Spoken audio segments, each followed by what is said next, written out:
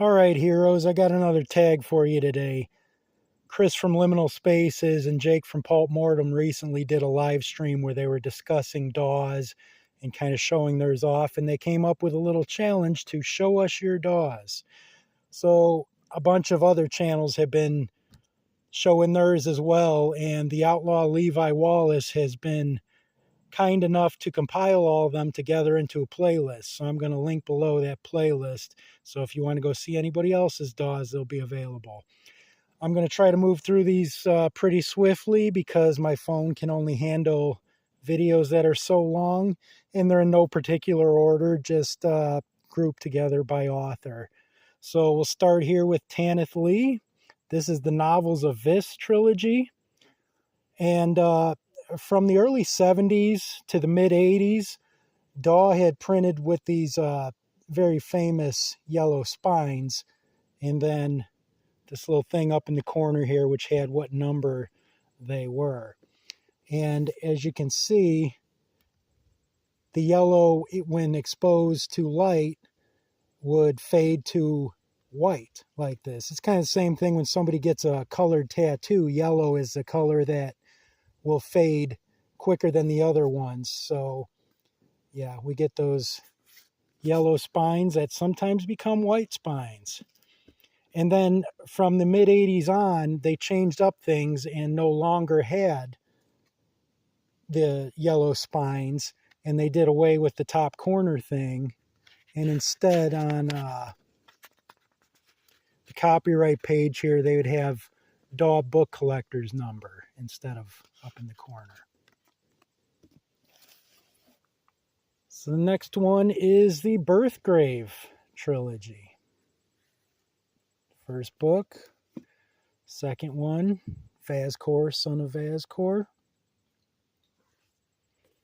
And the third one, Quest for the White Witch.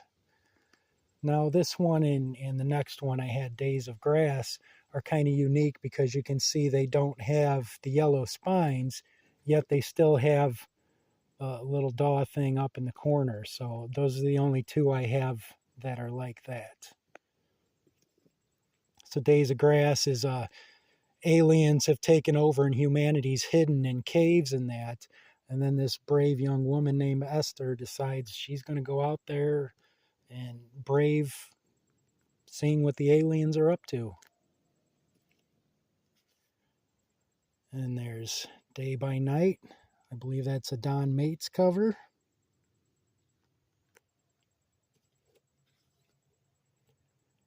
Dark Castle White Horse, this is two separate YA little fantasy, unrelated fantasy stories of hers.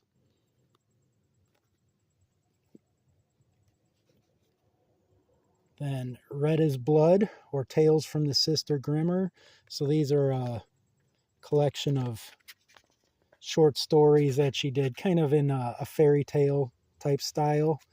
She really enjoyed the fairy tale retelling sort of stuff. And then Sirion, which is another collection of short stories. They're all based around this specific character. This is actually in great shape, this one. Volcavar, that's a Michael Whalen cover, pretty famous one.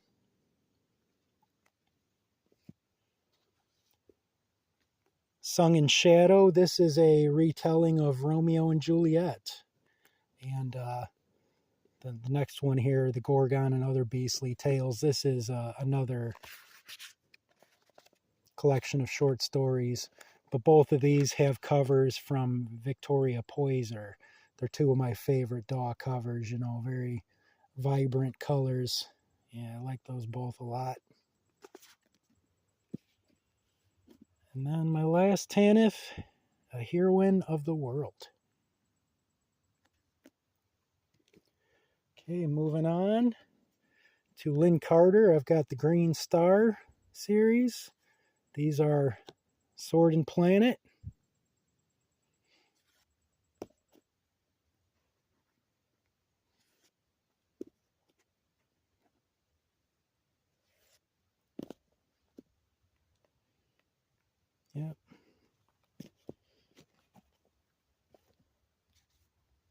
Then there's Jack Vance's space opera. It's like those couple little alien dudes are struggling with box corrals as much as I do.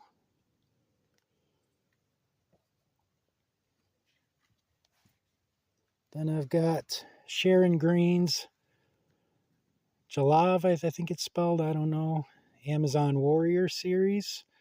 These are all really cool. I believe all Ken Kelly covers.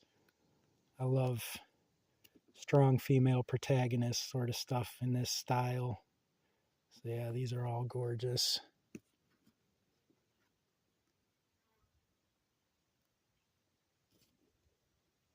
Fourth one.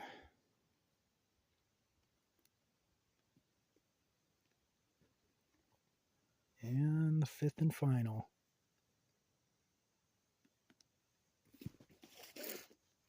I believe that was the last of my yellow spines. Now I moved to the post mid-80s ones. And I have a bunch of those because, you know, I started reading fantasy in the 90s. So, you know, in the 90s and early 2000s, this is the kind of stuff I'm attracted to because that's what I saw on bookshelves at the time that really, you know, caught my attention. This is W. Michael Gear's The Artifact. His wife, Kathleen O'Neill Gear, is also a writer too, so they've collaborated on things, and I think they even wrote some historical fiction as well.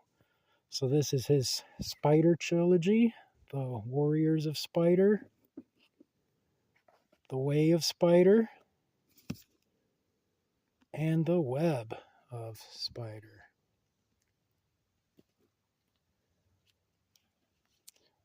Then Catherine Kerr, these are part of her 15-book series, the Devery Cycle. So I believe the first 11 books were published by Spectra, and I think they had cooler covers than these.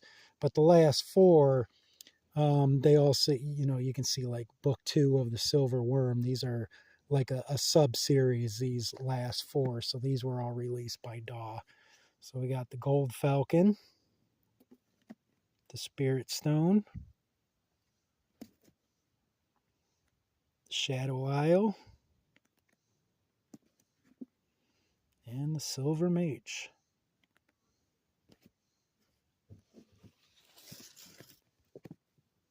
Then there's Melanie Ron's duology. She never finished. It was supposed to be a trilogy, and she unfortunately never finished these. So The Exiles is just 2 books, but they're still good on their own.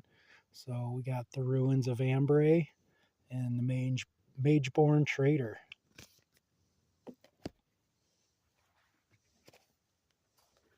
Then there's Tad Williams' Memory, Sorrow, and Thorn series. Very well known epic fantasy. Dragonbone Chair, Stone of Farewell. And then the final book, To Green Angel Tower, was divided up into 2 parts because, as you can see, those are chonkers there. So that's quite a hefty final book. Okay, then moving on to C.S. Friedman. I've got In Conquest Born and its sequel, The Wilding.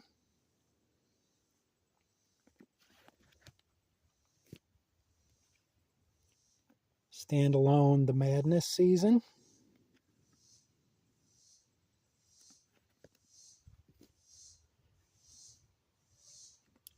This Alien Shore.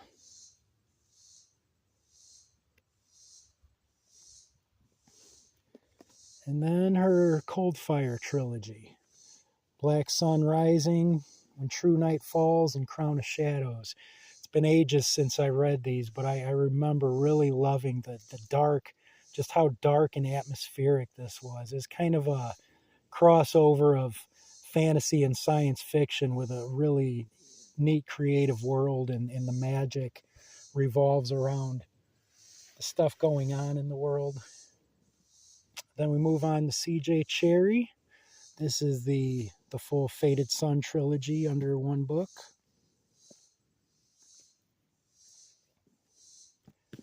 I got the Morgaine saga. So this one has the first 3 books: Gate of Ivral, Well of Shan, Fires of Azeroth, and then the 4th one, Exile's Gate, separate. And this one, At the Edge of Space, which collects Brothers of Earth and Hunter of Worlds, just 2 of her earlier novels. Then this one, called Alternate Realities, contains 3 novels: Port Eternity, Wave Without a Shore, and Voyager in Night. So DAW had a pretty good lineup of killer authors. So we move into Tanya Huff. This one, again, is a collection of 2 novels of hers in 1 volume: Gate of Darkness, Circle of Light, and The Fire's Stone. Then this duology, Child of the Grove and The Last Wizard. Cool little fantasy duology. The Quarters novels, there's 4 of them. Quarters, 4 of them, get it? So this is omnibus that has the first 2 books, and this has the second 2 books in it. Fantasy again. And then her space opera series, Valor's Choice, which has a female main character. Kind of a military space opera sort of thing. So the first book, Valor's Choice. The Better Part of Valor. The Heart of Valor.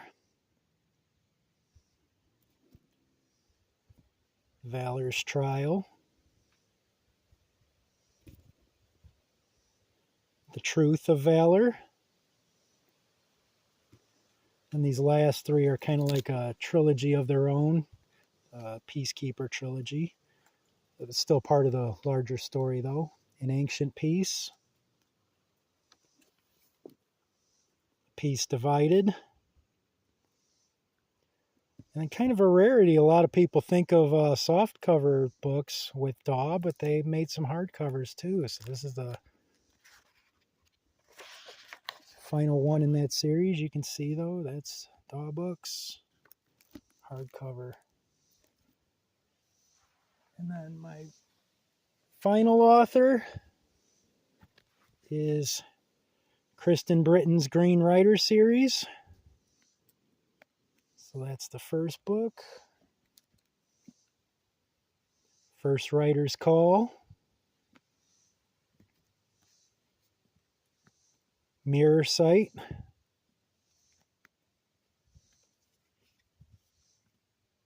Firebrand.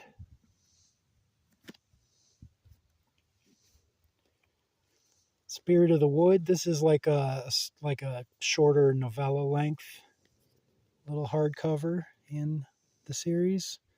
That's kind of a unique DAW as well. And then the rest of these are also hardcovers. So the High King's Tomb.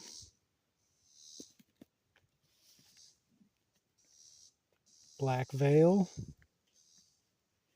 They just put the DAW down there.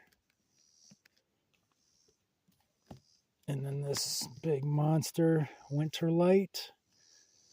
And I believe the next book in this series actually comes out at the end of this month. So that's it. That's all the DAWs that I have. So I will see you yellow-spined heroes on our next adventure.